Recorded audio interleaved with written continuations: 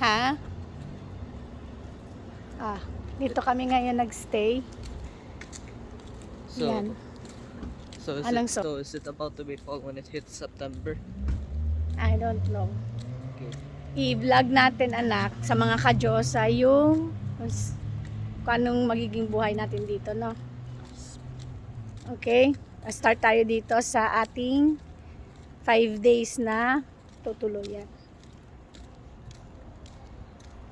Ito muna yung pansamantalang tutuloy namin for 5 days. Maghahanap kami ng apartment na mararentahan.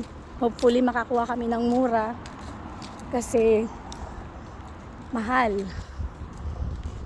For now, bibili kami ng food, anything na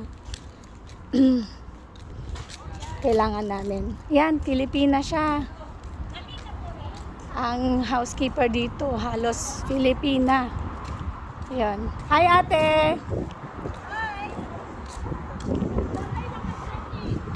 Sa ano bang number 144?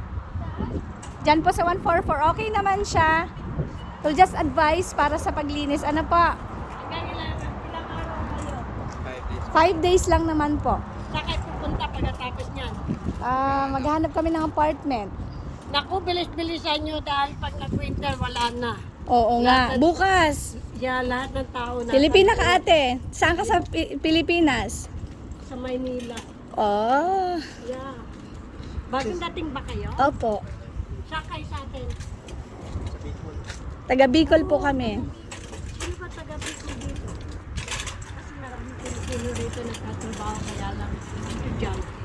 Oo nga. Ako maghahanap din ng trabaho. Ano yun na yung mga grocery na maganda? Grocery? Diyan sa ano, diretso lang yan. Algar Mall, Walmart, Nopril. Okay. There. Walking distance po. Yeah. Thank you. Ano pong Kailangan maghanap kayo ang mainit kasi kapag nag-winter, mahirapan kayo. talaga po. Wala kayong makukuha. Kasi lahat ng tao nasa loob. Siyempre, winter. Wala kayong may bibigay sa Oo, mararecommend ba? Kasama. nire-repair man lang? Maraming apartment bago sa ano, sa downtown. Yeah. Basta tubig pag ano. Downtown yun. Makikita nyo. Sa Richmond, makikita nyo matataas ng building. Mga bago yun. Mahal. Lahat. Lahat dito mga I Kasi mean, nung hindi nagpandemya, alam mo, mura ang apartment. Nung nagpandemya, tumaas lahat, pati nga bilihin. talaga po. Alin po ba stop yung may dilaw? Oh, ayan o. Paano rin ang market? Katapat ng market. Ayan o. Po. Meron ganyan. Dito tayo kadyosa. Buti merong na katsukaran yung asawa ko. Ayan. Medyo dito. Ay! Dito tayo na. Huwag tayo dito. Syunga-syunga. Ayan.